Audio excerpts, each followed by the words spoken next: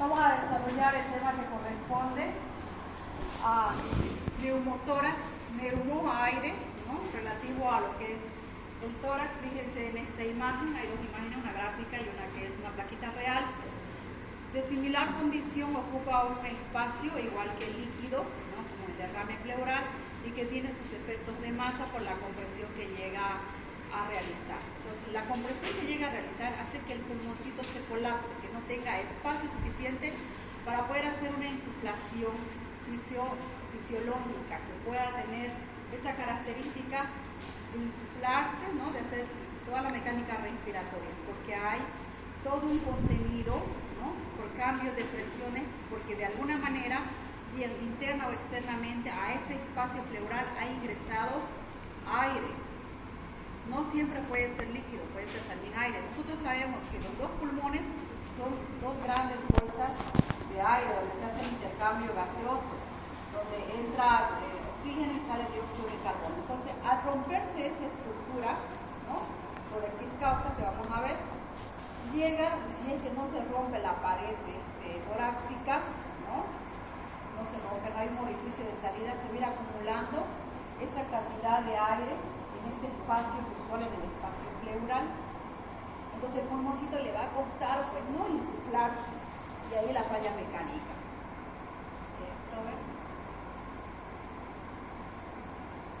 Definiciones. Presencia de aire en el espacio pleural. Hemos definido que el espacio pleural es el espacio, ¿no? Que queda de lo que es la pleura visceral, que está cubriendo todo lo que es el pulmón, con lo que es la pleura parietal, que está adosando la parte interna de la caja torácica. Entonces, ese espacio donde había 15 o 10 ml de líquido está ocupado por aire.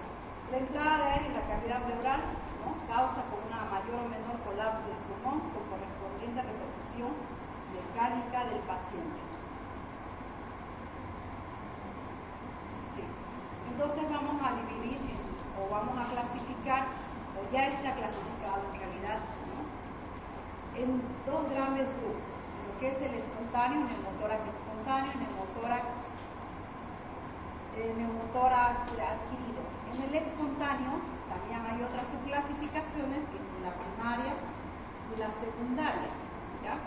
En la primaria corresponde a lo que es una neumonía sin aparente causa, ¿no? Sin aparente causa. Hay unas probables causas como VIH, enfermedades inmunológicas, pero no hay una causa aparente. Secundaria, relativa a enfermedades de comorbilidad. Iatrogénicas, como ahí su nombre dice, procedimientos. ¿Qué procedimientos? Vayamos razonando. ¿Qué procedimientos podríamos hacer en lo que corresponde a tórax como para poder lesionar pulmón o pleura? Porque bien, puede romperse la pleura visceral o la pleura parietal, de cualquiera de los dos lados. Del lado interno si es por la pleura visceral, ¿ya? Si es externo, por la pleura parietal. Entonces, causas en relación a procedimientos. Sobre todo es toma de biopsias, ¿ya? Toma de biopsias. Quieren hacer una biopsia pleural, quieren hacer un examen invasivo como una fibrobroncoskopía, ¿no? O una endoscopía digestiva alta, enfermedades digestivas altas. Entonces, fíjense que cualquiera de esas causas relacionadas a procedimientos podría ser que corresponde a iatrogénico, es lo que ocasiona a un personal de salud, no en la mayoría de los casos no es una forma incidental, es un accidente laboral.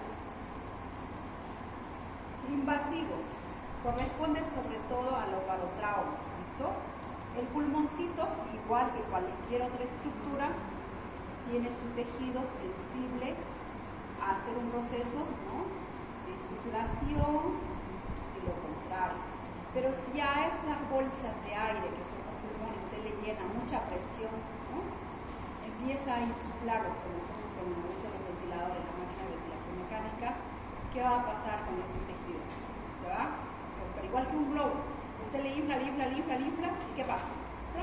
Hay ruptura. Lo único que nosotros vamos es cambiándole los nombres a nombres más técnicos. Ruptura tisular por barotrauma. Vamos a colocarlo, ¿no? Por insuflación, porque le pusieron mayor cantidad de oxígeno y el pulmón explotó, tuvo ruptura, o se rompió. No, vamos a modificar. penetrantes, ahí está la esposa que se enojó y le metió el cuchillo por la espalda, o la enamorada pasa, se recibe esos pacientes, ¿no? Como si había un caso, dice, y todavía me acuerdo, que la señora, no sé si lo mató, pero le hizo una agresión torácica, porque vio una foto de otra persona y era una foto de ella de que cuando estaba por el sitio delgada, ¿no? O sea, todas esas cosas uno va sumando datos y siempre también en la historia tiene que anotar cuál fue la causa, ¿no? Porque el policía va a ver su historia, digamos, al pie de la letra. ¿Por qué ha sido la causa? ¿Por qué hay un motivo? Va a levantar evidencia. Entonces, las cerradas mayormente son los accidentes de tránsito, de moto, las caídas de grandes alturas, trabajadores o accidentes fortuitos. ¿Ya? Bien. Entonces aquí les voy ampliando un poquito más como resumen etiológico. Los espontáneos, entonces, sin ninguna causa aparente de trauma previo. ¿Ya? No han sido golpeados, no hay aparente comorbilidad, excepto en los secundarios que sí hay una enfermedad de comorbilidad, ¿no? Les dice en la primaria, cuando no hay enfermedad pulmonar subyacente, o sea, una comorbilidad que le está acompañando. No es un neumotórax que haya tenido un cáncer de pulmón, una neumonía, una tuberculosis, ¿no? Que haya hecho bullas, que haya tenido la formación de las bolsitas de aire o los emfisemas, no les habla de eso, les dice sin enfermedad subyacente. Secundarias, presente enfermedad previa, sobre todo les voy a ir hablando de lo que son los EPOC, las enfermedades pulmonares obstructivas crónicas. Ahí vamos a mencionar una que es enfisema, otra bronquitis crónica, perfecto. Iatrogénica se produce como consecuencia de procedimientos invasivos, ¿no? A nivel torácico, biopsia pulmonar, pleural, función pulmonar. Y las barotraumas mayormente en lo que es la parte de la ventilación mecánica. Hay tejidos bastante frágiles. Si a un paciente con enfisema lo ponemos a una máquina, entonces hay que tener mucho cuidado con los volúmenes que uno va a llegar a tener. Tenemos uso de estándares de volúmenes, ¿no? Que son 500, la capacidad vital que uno tiene. Según en cada respiración nosotros metemos 500 ml de aire atmosférico y de eso recién se va a respirar un 21% de nuestro CO2, ¿no? El oxígeno que va a ingresar hacia nosotros.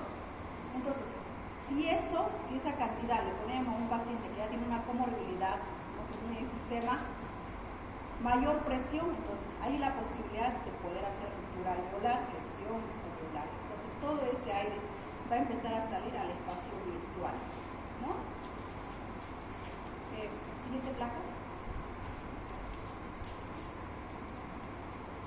Bien.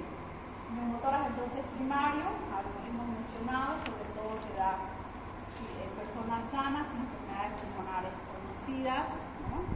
Probablemente haya enfermedades inmunológicas que seguramente se van a estudiar más adelante, pero sí hay datos de que se presenta mayor cantidad de personas varones y en una edad joven, en personas altas, que a una incidencia que corresponde entre lo que es 20 años a 40 años, ¿no? Tiene predilección de personas altas y delgadas. Habitualmente hay una correlación con personas que tienen este hábito de fumar. No hay una comorbilidad determinada, pero sí dentro de esa incidencia es la gente que llega a fumar. Ahora, resulta de ser por la presencia de bullas, por la ruptura de bullas pulmonares, ocasionando la salida a lo que es la cavidad pleural, los famosos bleps, que se llegan a formar. No hay una causa determinada, como les explico, pero son como esas bullas por la ruptura de paredes alveolares, ¿no? Iban haciendo espacios virtuales, había espacios muertos que llegaban a formar. Entonces, esos están en relación a lo que es la pleura, por debajo de lo que es la víscera pleural, subpleurales, dicen, entonces esos se van rompiendo. Siguiente placa.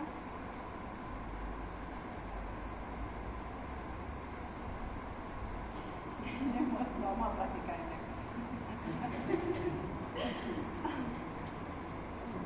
Entonces, en el neumotórax espontáneo, ¿no? Relativo a lo primario, se producen ausencia de enfermedades pulmonares subyacentes, o pueden utilizar la palabra comorbilidad, otras enfermedades acompañantes, ¿no? Suele deberse entonces a la ruptura de las famosas bulas de causa no conocida.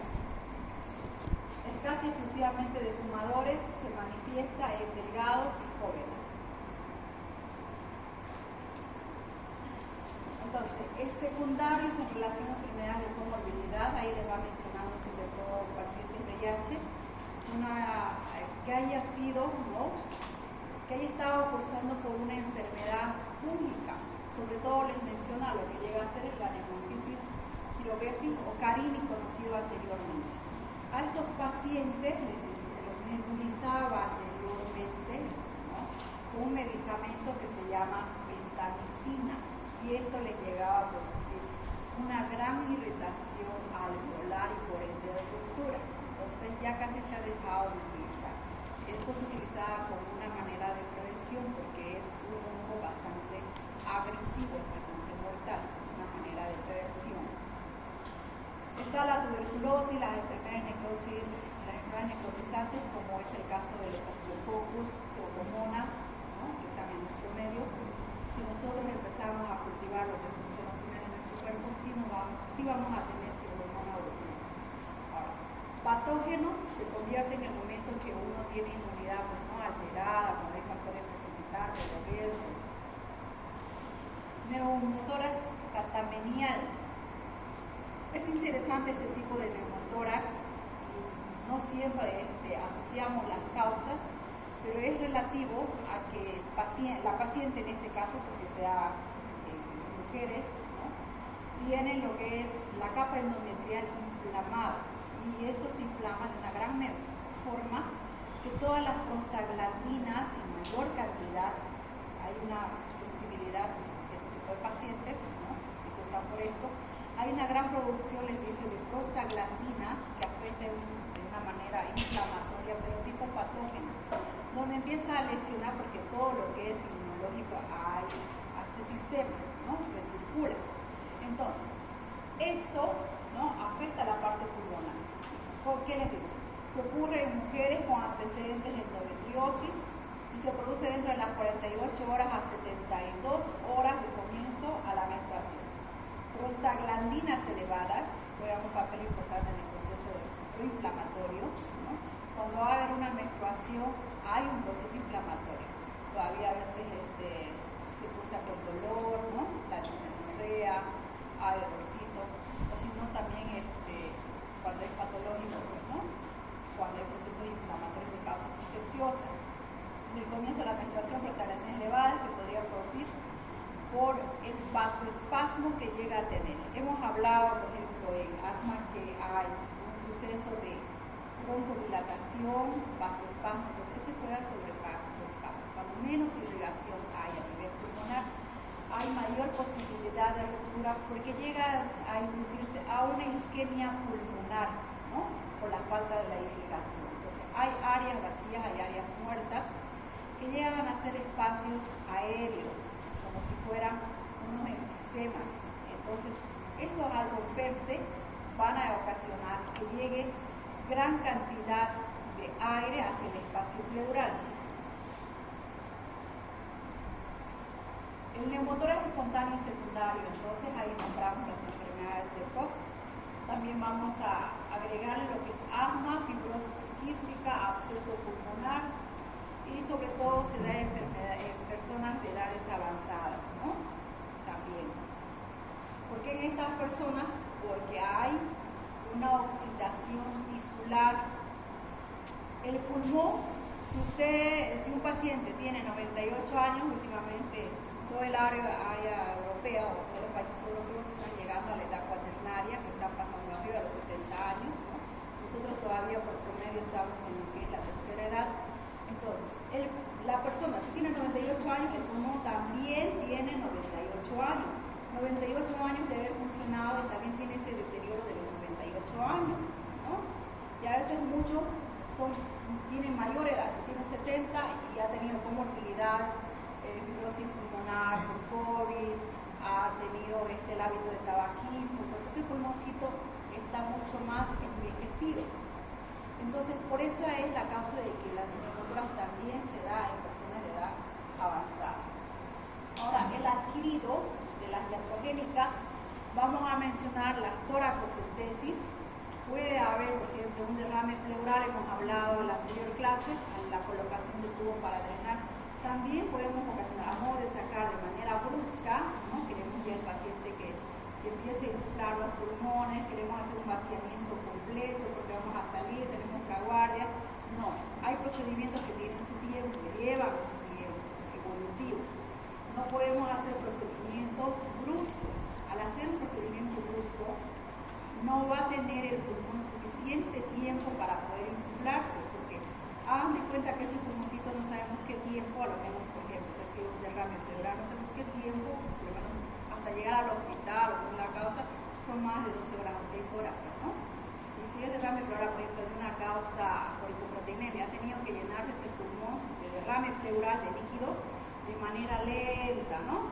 De manera lenta. Y si se coloca un tubo, una toracocentesis, entonces, y de manera brusca queremos hacer el drenaje, lo que vamos a hacer es introducir aire a ese espacio. O sea, hemos hablado de que el aire ingresa por dos lados. Un lado interno que es de la pleura visceral y de la pleura parietal. Entonces, de la pleura parietal es la que se hace, ¿no? Un corte quirúrgico incisional, entonces puede ocasionar biopsia pulmonar transbronquial, biopsias pleurales. Todo paciente con sospecha oncológica tiene que ser biopsiado. Todo lo demás es simplemente apoyo a una sospecha, ¿no? Es diagnóstico presuntivo, no definitivo. A veces nos mandan pacientes con una imagen de un tumor, puede que sea benigno, ¿no? Un supercuerpo extraño que alguna vez se quedó ahí. Entonces, la biopsia es lo que nos determina, entonces sí o sí hay que hacer biopsias en pacientes, es frecuente las biopsias. Entonces, biopsia pleural, biopsia pulmonar, todo lo que es invasivo puede tener una complicación de iatrogenia, es esperable. Es importante que se firme la hoja de consentimiento, ¿no? Usted está consciente que al hacer una punción pleural puede ocasionarse a un neumotórax, y se están adelantando, porque esa es la mecánica que se va a pasar, ¿no? Y dice, sí, doctor, lo que sea, quiero que le salve a mi hijo, voy a firmar lo que sea, pero pues a la hora de la hora, si no firmó, nadie me dijo, yo hubiera esperado, hubiera llevado a otro lado, tal vez no lo hubiera sometido a ese procedimiento. No, ya firmó, esa es su importancia. Funciones pulmonares transtorácicas, cateterismo de la vena subclavia.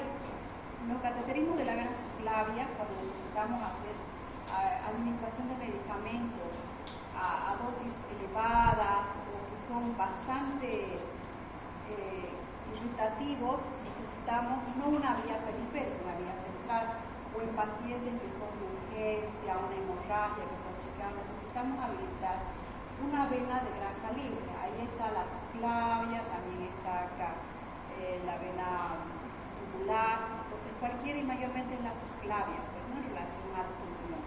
Entonces, al hacer ese procedimiento, al tener esa vía, se puede lesionar, ¿no? Se puede lesionar.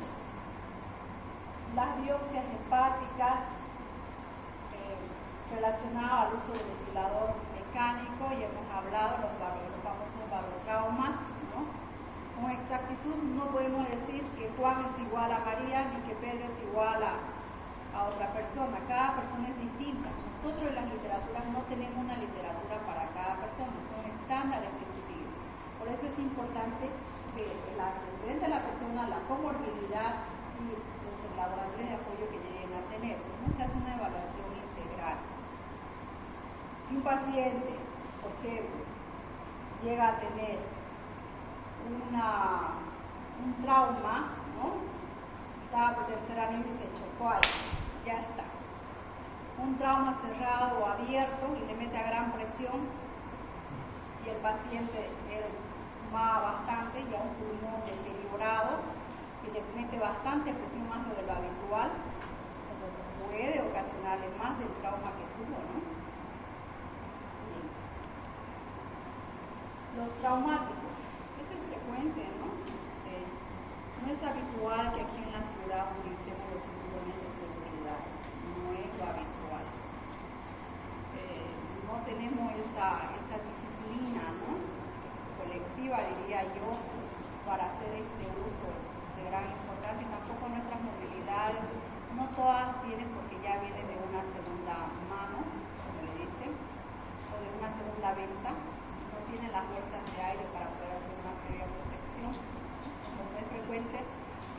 ese desplazamiento que hacen, ¿no? Porque choca hacia adelante, sí fractura tórax. Mayormente son cerrados este tipo de traumas, haciendo las fracturas de costillas, ¿no? Los traumas torácicos severos. Bien, puede haber una hemorragia interna, pueden haber las dos, un neumotórax y un hemotórax, relativo a lo que es la sangre, la hemorragia interna. Se produce como consecuencia de traumatismos torácicos abiertos o cerrados, ¿no? El neumotórax traumático abierto es consecuencia de una herida penetrante en el tórax. Hemos hablado, y lo voy a volver a repetir. Llega el aire, ¿no? Por dos vías, interna y externa. En este caso, si es un trauma abierto, entonces está con una ventana de ingreso. Entra en el tórax que se pone en comunicación al espacio pleural hacia la atmósfera exterior, ¿no? Entra el aire atmosférico. Y a su vez suele lesionar también el pulmón, la salida del aire alveolar. El neumotórax traumático cerrado está causado habitualmente con fractura costal, ruptura bronquial, lesiones esofágicas. Ahora, como medida, cuando hay, ¿y por qué se ha activado tanto los seguros de la movilidad de la SOA? Han logrado hacer una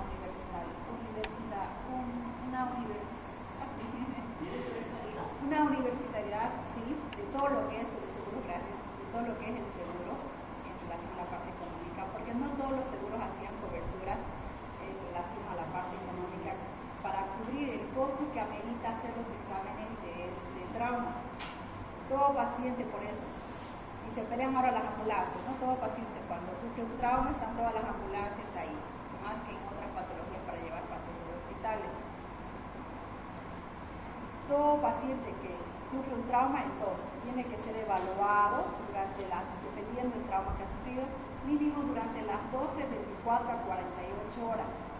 Y dentro de eso le hacen todo un rastreo, ¿cierto? Exámenes, tomografías, radiografías y sobre todo le hacen todo un escaneo, de acuerdo al centro que le lleve. Y a veces los centros dan un porcentaje a las ambulancias, porque saben que el seguro le va a dar un porcentaje por haber hecho la cobertura. Y una vez que termine el seguro, váyase al San Juan, váyase al Japonés, al Bajío, al Plan 3000, ¿cierto? Porque ya terminó la cantidad de cobertura económica que tiene que ser.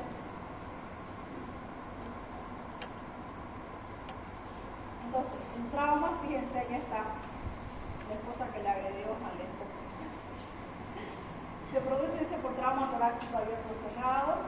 El abierto, entonces, como consecuencia de heridas penetrantes, armas blancas, armas de fuego, pone en comunicación el espacio pleural con el espacio exterior. La entrada de aire suele lesionar el pulmón y la salida de aire. Cerrado, causado por fractura costal, ruptura bronquial y lesión esofágica. ¿Cuál es la causa de neumotórax cerrado? Está puntual ahí, ¿ya? Todavía en abierto, fíjense, en muchos puntos, en cerrado les dice fractura costal, ruptura bronquial y lesión esofágica. La fisiopatología les menciona más todo lo que es un procedimiento de ingreso, más que hablarle de la área tisular o celular, a diferencia de lo que ya hemos visto. El aire puede entrar a la cavidad pleural, es decir, proveniente del parénquima pulmonar, ¿no? En este caso de enfisema, rupturas, parotraumas, del árbol traqueobronquial, las rupturas, accidentes, traumas cerrados, abiertos, o las iatrogénicas, el esófago, trauma cerrado, los órganos intraabdominales también, heridas penetrantes de la pared torácica y en ocasiones por una combinación de todas estas fuentes, ¿no? Siguiente. ¿Cuál es la manifestación clínica? Entonces nos vamos a basar en lo que llega a ser, si es un colapso severo, va a haber disnea, ¿no? Que compromete la función respiratoria. Sí vamos a encontrar disnea relativo a la sensación subjetiva, pero ya le vamos complementando la causa, ¿no?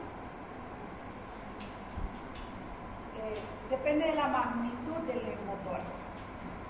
si es un grado leve, moderado, severo, si es todo el pulmón que ha quedado colapsado, solo es una partecita de acuerdo a eso. Pero ¿qué es lo que van a encontrar sobre todo? Dolor torácico al inicio, que es bastante agudo, en uno que llega a ser primario, les dice que puede ceder, ¿no? en lo que corresponde a las 24 a 48 horas. Ahora, otro tipo de manifestaciones, de acuerdo a la severidad, disnea, ¿no? Tendría que estar la frecuencia respiratoria aumentada o disminuida. Aumentada. Otros síntomas, un poco menos frecuentes, tos, o la famosa tos seca, tos improductiva, no hay secreción purulenta de ningún tipo. Síncope, por la severidad, sabemos que la cabecita funciona con oxígeno, ¿no? Cuando es un ambiente demasiado cerrado, puede haber cierto desvanecimiento por la falta de la oxigenación. O sea, fíjense que ella está jugando un papel sistémico, una causa mecánica. Debilidad de extremidades inferiores, por la misma razón, sensación de ruido extraño en el tórax. Ahora, el examen físico. Es importante hacer el interrogatorio para llegar a determinar la causa y según eso implementar lo que es ya el tratamiento específico. ¿Se cayó, no se cayó? Dice, no, estaba saliendo de la cama y me caí al entrar al baño. Me duele mi pecho. Ah, trauma. No hay herida abierta, entonces trauma cerrado. Pedimos examen y no puedo respirar. Voy a, ¿no? Entrando todos mis datos. A la inspección, entonces, estamos hablando que en vez de que líquido haya aire, ¿no? A la inspección igual está, a la inspección insuflado, disminución de los movimientos respiratorios del hemitórax afectado. Ahora, si los dos tórax están afectados con el trauma por accidente de tránsito, trauma cerrado, se lo toque, ¿no? Mayormente. A la palpación, las vibraciones están disminuidas, hay palpación hepática por aplanamiento del diafragma y desplazamiento del hígado. En relación al desplazamiento del hígado, fíjense que la forma o lo característico del diafragma es como un paraguas, ¿no? que nosotros tenemos, y esa es la división que hacen de lo que es el tórax en la parte interna con el abdomen, que es el límite, la división. Tiene una forma como si fuera convexo para arriba y cóncavo para abajo para poder tener todo lo que es la estructura de la cavidad abdominal. Pero eso por la presión que ejerce les dice que se aplana, ¿no? Y llega a descender el hígado. Eso es lo que nos está diciendo. A la percusión, si es aire, timpanismo, porque está vacío, está lleno de aire. Cuando una cavidad o un contenido tenga mayor cantidad de aire, ¿no? Va a haber más timpanismo. ¿Sí? Un abdomen que está distendido por gases, entonces va a ser timpánico, a diferencia de que esté por materia fecal. Lo mismo, un derrame pleural era mate, ¿cierto? En cambio, lo que llega a ser un neumotórax, un contenido de aire, es timpánico, eso es mucho más agudo. A la ocultación respiratoria de inclusión o abolición del murmullo vesicular, ¿no? Porque no hay ese intercambio de oxígeno, pues, ¿no? No se escucha esa mecánica de... El sonido que uno hace, ese es el murmullo vesicular que uno tiene que escuchar en los pulmones. Entonces, ponen el estetoscopio a las horas y van a escuchar eso, ¿no? O si no, hagan la práctica el estetoscopio y van a pasar por su manito una y otra vez. Eso se asemeja al murmullo vesicular. Entonces, eso no va a haber porque no hay un tejido pulmonar en ese espacio. No va a haber. Ocultación cardíaca, por hacer una mecánica de compensación, va a haber taquicardia. Ahora, el neumotórax a tensión debe sospecharse la presencia de taquicardia arriba de 135 latidos por minuto, hipotensión iniciándose. Neumotórax a tensión sobre todo es cuando todo el pulmón está colapsado, ¿ya? Y hay mucha presión, porque la vía de entrada sigue abierta, no se ha sellado. A mayor presión, mayor colapso, ¿no? Y mayor insuflación de lo que es el tórax afectado. exámenes complementarios. Entonces ahí vamos a tener, estos no son los principales, pero nos ayuda gasometría arterial. Todo paciente que tiene una dificultad respiratoria va a tener repercusión sobre presión de oxígeno, dióxido de carbono. Les habla ahí de que hay una hipocarmia. ¿Qué será la hipocarmia? ¿Por qué encuentro hipocarmia? ¿Cómo es la respiración de un paciente que tiene una hipocarmia?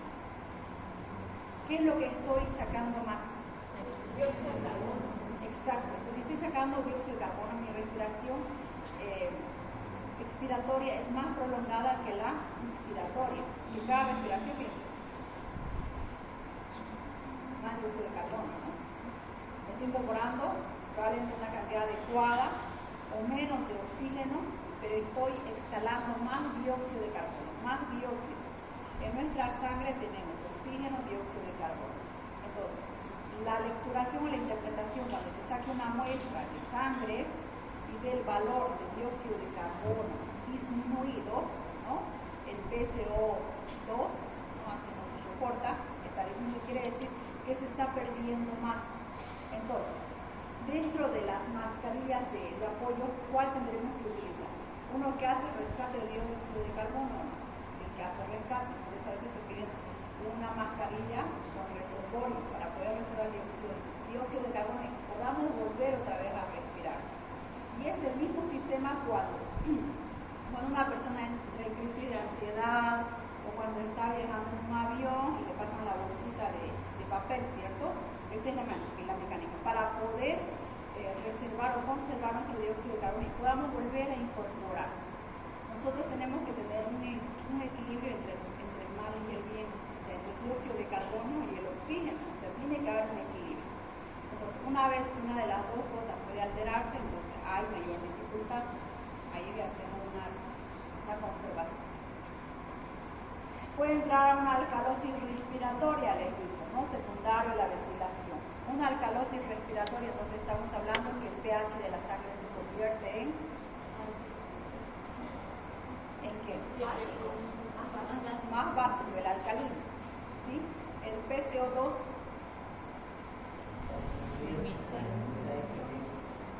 y el bicarbonato.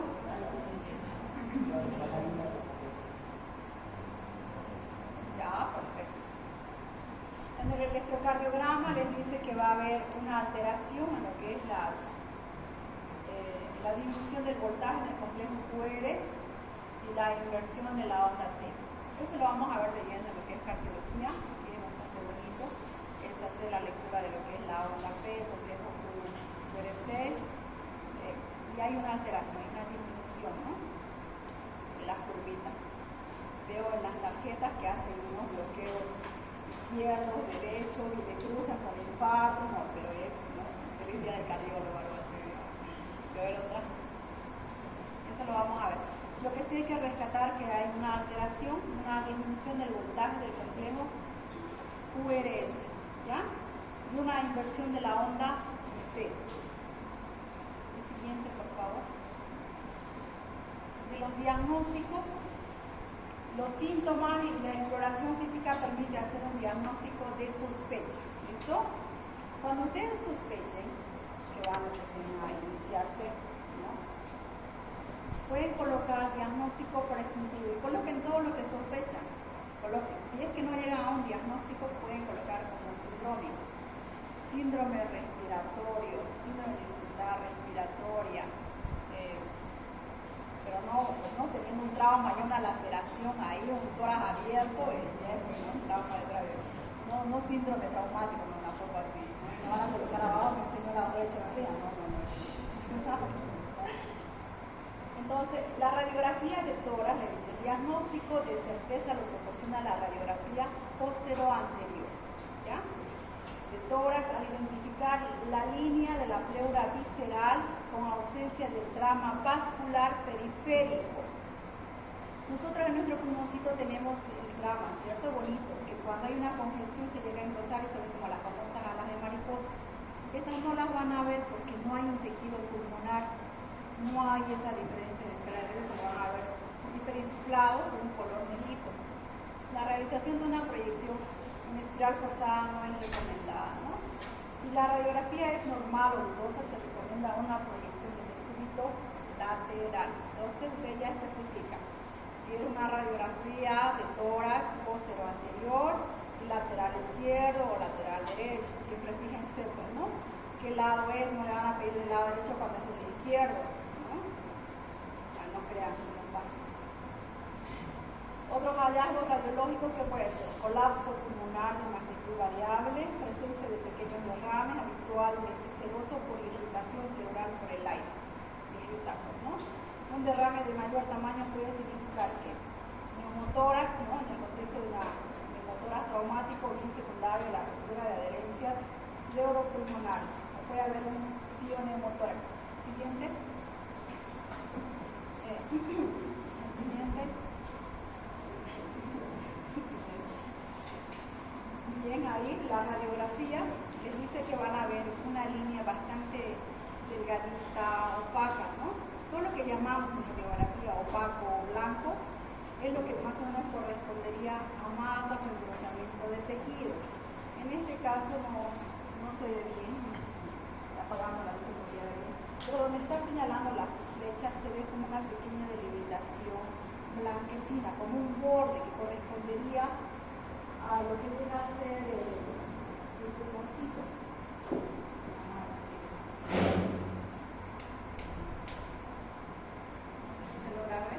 Ahora, ya donde está apuntando la flecha, entonces hay un pequeño borde que va de arriba para abajo, pero todo lo que es aire se va a ver de una coloración negra que se reporta como hiperclaridad. ¿Listo? Para nosotros el aire es hiperclaro, es así como lo vamos a interpretar en la radiografía, y es lo negro que vemos, al contrario. Yo un principio me rompía la cabeza porque claro, si es negro, es así de color. Esto es así como nos han enseñado. Hiperclaridad, se ve un negro mucho más determinado. Ausencia del trama vascular, fíjense que el lado contrario, donde no está la flecha, hay unos pequeños ramilletes vasculares, unos hilitos blancos, ¿sí? Visualización del borde del pulmón. Entonces, ese borde del pulmón donde está la flecha está delgadito. O la siguiente placa. La siguiente placa, por favor. Siguiente placa. Ahí está. Aquí se ve mucho mejor, ¿no? Pueden ver acá donde está apuntando todas las flechas y así como la vamos a ver la plaquita. Entonces, todo lo que está en el borde, ¿no? Lateral está hiperinsuflado, no hay ramillete vascular. En el otro lado también, fíjense, las características ya varían. La parte que está alrededor del pulmón, entonces, va a cambiar a una coloración que sea más oscura. Neumotórax atención, entonces, mayormente es completo, masivo. Desplazamiento del mediastino hacia el lado contralateral, depresión ipsilateral del diafragma, aplanado o incluso inversión de la curva. Desplazamiento del mediastino. ¿Qué órgano tenemos en el mediastino? Exacto. Entonces vamos a ver que está hacia un lado, ¿no? Del lado ocultado, al lado contrario, porque esa presión, esa cantidad de aire, también con espacio, ¿no? Está aplastando, está presionando para que se vaya el órgano para el otro lado. El neumotórax parcial se produce cuando hay una adherencia entre pleuras parietal y visceral que impide un colapso homogéneo. En relación a lo que es uno de tensión y uno parcial, el parcial es escaso, ¿listo? No cubre todo lo que es el pulmón, hay un colapso total.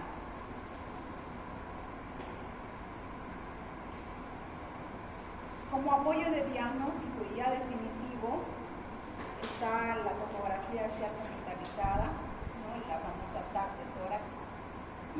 Es la prueba diagnóstica más sensible, lo dice. Aunque su realización no siempre recomienda de rutina. Lo de rutina es una radiografía de tórax, eso es lo de rutina, ¿no? Estamos hablando entre 50 o 40 bolivianos a 400 bolivianos. Esa es la diferencia de lo que ustedes van a querer pedir. sabe, solo tiene eso de plata, digamos, no va a tener para el tratamiento. Entonces nosotros necesitamos ver las prioridades en relación a los exámenes y cuál nos puede aportar mucho más. Si ustedes ya quieren, o no está demasiado definido, entonces ya pueden irse, ¿no? Es que tampoco nos van a pedir, ya pueden irse por la segunda prueba, que es la tomografía, que da mayor sensibilidad. Si es que no se ha llegado a determinar en una placa, o si es que tiene una comorbilidad demasiado delicada y hay riesgo de funcionar, entonces sí necesitan pedir. Indicado ante la sospecha de enfermedades pulmonares subyacentes o neumonías recidivantes, ¿no? ¿Por qué otra vez ha vuelto a formar un neumotórax? ¿Por qué no con un procedimiento ya se solucionó? Es nuevamente que va presentándose. Cuando hay fuga aérea persistente, ¿no? Hay que planificar el tratamiento quirúrgico de neumotórax. La cuantificación del tamaño de neumotórax, no hay un consenso universal, dice, ya no hay algo específico que les diga, bueno, esto es un grado 2, hay tales procedimientos. Hace mucho la clínica con la que esté acompañando al paciente, si es que hay una dificultad que comprometa el riesgo de vida, y de acuerdo a eso los procedimientos que vamos a hacer. Hay muchos neumotórax que con oxígeno y reposo pueden ceder. Ahí les apunta sobre todo a lo que son los neumotórax primarios, ¿ya? Entonces, va nombrando a tres grandes grupos que llegan a hacer estas determinaciones. Uno que es el Colegio Americano de Médicos de Tórax, que utiliza una determinación de neumotórax en relación a pequeño o grande, ¿no? Cuando la distancia entre ápex pulmonar y la cúpula torácica es menor a 3 centímetros. Y si es mayor a 3 centímetros, es grande, ¿no? Grande o pequeño. Claro, lo vamos a ver en imagen. Ahora, está la Sociedad Británica de Tórax, ¿no? Que diferencia el neumotórax en pequeño o grande en base a la presencia de una franja de aire menor a 2 centímetros, mayor a 2 centímetros, relativo a lo que es el borde del pulmón y parte del tórax. Ahora viene, es para considerar la fórmula de Rayleigh. El siguiente, por favor, ahí lo vamos a ver de lleno. Siguiente placa. Bien, nosotros tenemos para guiarnos bien de acuerdo a qué organización o sociedad haya desarrollado más estudios. Entonces, de acuerdo a ese vamos para poder guiarnos en procedimientos, tratamientos, ¿no? La normativa que les dice, cuando no hay una normativa interna de procedimiento o estrategia, entonces tomamos en cuenta las internacionales. Nosotros no tenemos dentro de nuestro medio una sociedad de tórax que todavía haya desarrollado los procedimientos para manejo de neumotórax. Entonces nos guiamos en varios. Cada colega probablemente elija distinto, digamos, para hacer una clasificación y elige su tratamiento correspondiente. Ahí tenemos una tomografía que nos acompaña a lo que es una comorbilidad de una metástasis pulmonar. Entonces es importante determinar si es que no ha afectado, si no hay mayor rupturas, si no hay líquido, no hay sangre. Siguiente. Este es relativo a lo que es el Colegio Americano de Tórax, desde el año 2001 lo han actualizado. Entonces les dice que hay una distancia, ¿no?, mayor y menor a 3 centímetros, tomando en cuenta lo que es la cúpula torácica, o sea, lo más altito. En ese espacio se llega a medir. Entonces, si ustedes tienen una placa, si es que llega a ser mayor a 3 centímetros, es un derrame, perdón, es un neumotórax grande. Si es menos, entonces se considera pequeño, ¿no? Distancia del ápex a la cúpula. Cúpula es lo más alto, ¿no? Ápex es la puntita del pulmón. Entonces, en ese espacio vamos a medir. Si es que es mayor a 3 centímetros, entonces un neumotórax grande. Si es que es menos de 3 centímetros, es un neumotórax pequeño. Ahora, la británica, ¿qué les dice? Toma en cuenta la parte lateral del tórax para poder hacer una medición. Dice distancia interpleural al nivel del hilo, pues, ¿no? Mayor de 2 centímetros, un derrame pleural grande, pequeño, menos de 2 centímetros, tomando la parte lateral. La siguiente plaquita, por favor.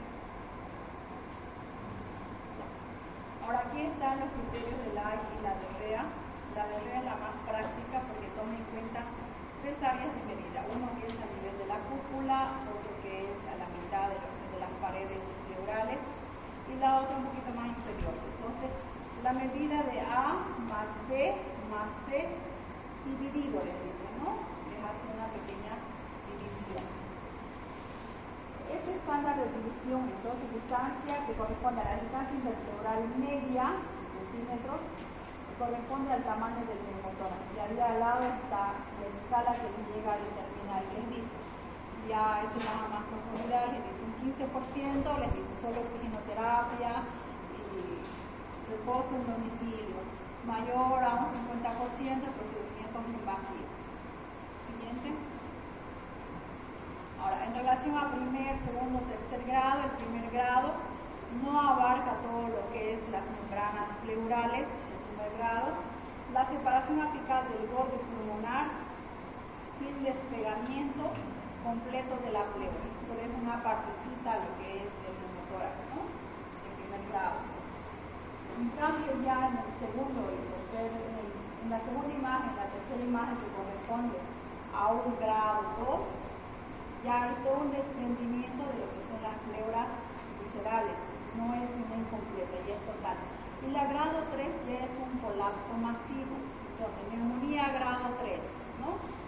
Según criterios del colegio americano, correspondería, o sea, ya van ustedes haciendo su especificación, nombre, apellido, ¿no? Primero, segundo. Grado 1, ¿no? Pequeño o grande. El siguiente. Parcial, completa y total.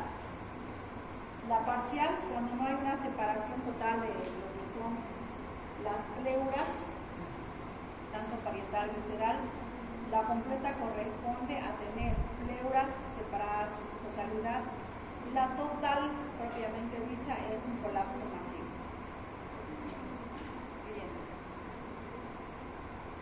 Tratamiento.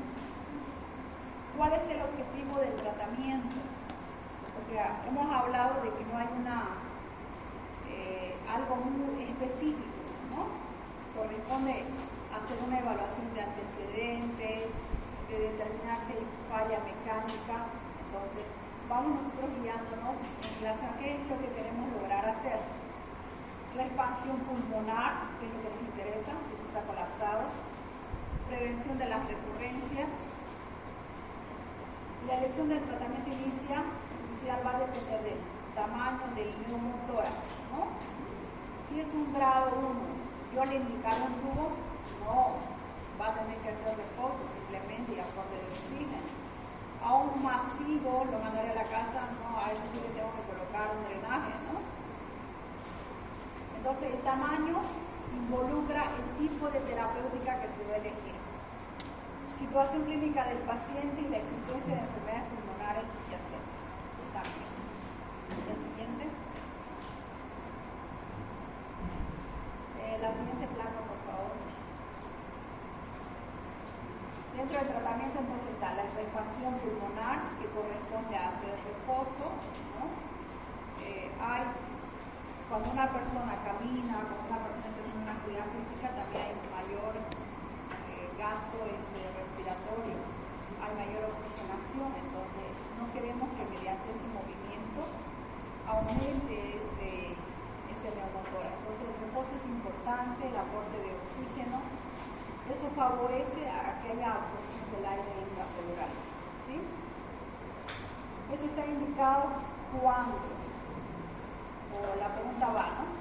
¿Qué se indica en un neumotórax primario y secundario que tenga una característica de neumotórax pequeño? Entonces ya me dirán, reposo y oxigenoterapia, ¿sí?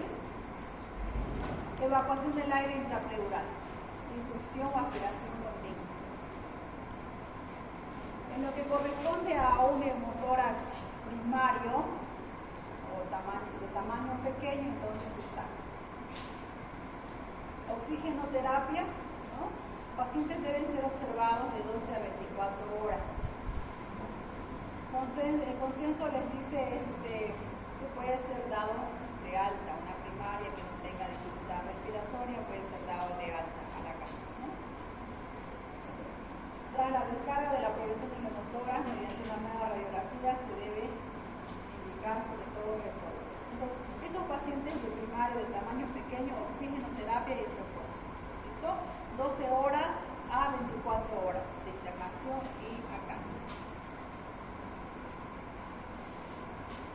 De tamaño pequeño en una secundaria, entonces apical, de separación entre la pleura visceral y la pared torácica.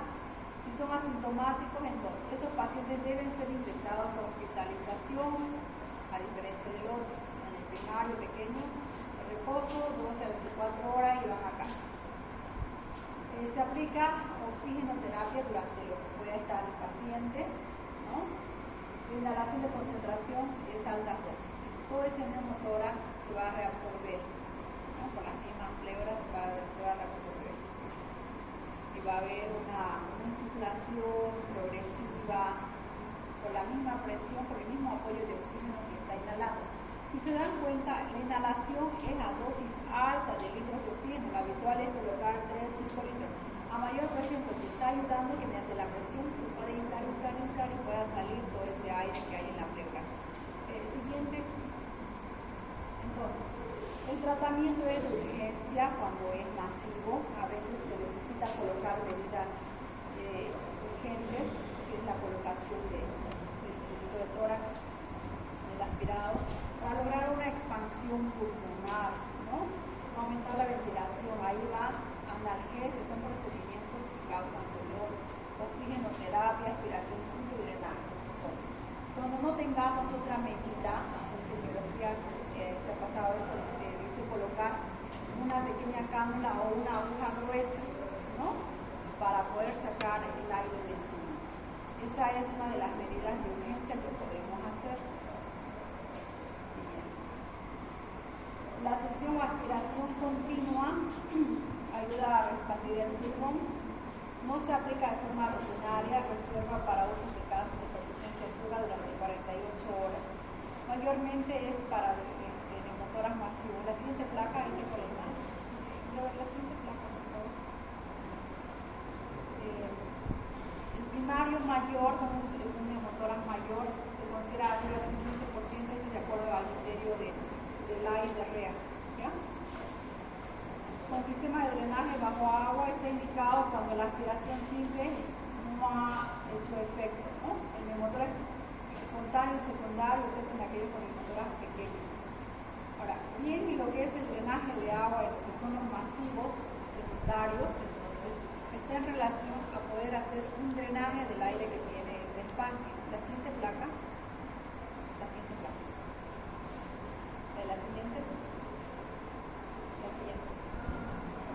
siguiente. Okay. Todo esto que voy a explicar acá está en las anteriores placas escritas, ¿ya? Este es el famoso sello de agua que se puede utilizar cuando hay un neumotórax de moderada cantidad o puede ser masivo, dolor de tensión, o les dice cuando no llega a ceder en las primeras instancias. Entonces el sello de agua nos ayuda a poder, mediante un drenaje, poder vaciar ese contenido de aire, ¿no? Fíjense que al entrar esa mecánica hay unas burbujitas abajo del agua y el agua funciona como un tapón para que no vuelva a ingresar. Entonces, llega a salir, ya no hay ingreso porque el agua está funcionando como una tapita, ¿no? Por la presión llega a salir el aire, pero a la vez la misma agua taponea para que no haya un retorno. Esa es la forma de cómo puede vaciar. Tiene que ser lento, con bastantes ejercicios de ventilación mecánica. Ahí bien, de acuerdo a la gravedad, nos apoya el fisioterapeuta haciendo la rehabilitación respiratoria. Bien, se quedan 48 horas a mes. Indicaciones de tratamiento quirúrgico. Yo creo que aquí es una placa que nos vamos a ir. El neumotórax espontáneo recipiente, fuga de aire durante más de 5 días, cuando vamos a entrar a una cirugía, cuando vamos a hacer la indicación. Ausencia de reexpansión pulmonar, no ha expandido, es masivo, hay dificultad respiratoria, quirúrgica. Neumotórax importante. Neumotórax, que hay sangrado en la cavidad, puede que haya sido un trauma cerrado. neumotórax bilateral simultáneo, neumotórax a tensión, neumotórax crónico, hallazgo de vías radiográficas o tracoscopia y neumotórax catamenial. Siguiente. Entonces, sobre todo vamos a rescatar de ahí que son los neumotórax que no llegan a acceder a una primera instancia con oxigenoterapia o con un sello de agua. No puede hacerse 2 sellos de agua, porque ya sabemos que la primera no ha habido respuesta.